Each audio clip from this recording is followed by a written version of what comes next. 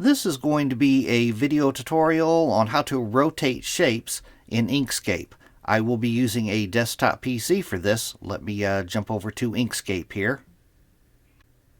I have Inkscape opened up now.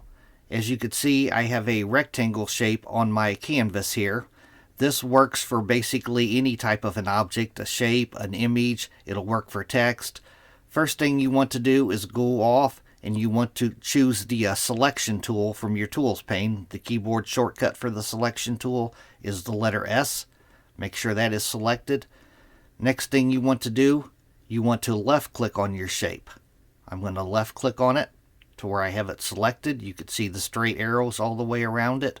I have it selected. Then all you need to do is left click on it again. I'm going to left click again. Now as you can see, those arrows have turned to circular arrows.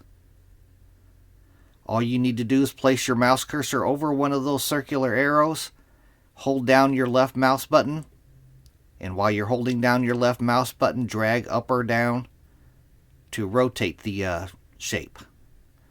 I'm going to let go of my left mouse button. And that is how you rotate shapes in Inkscape. Thanks for watching.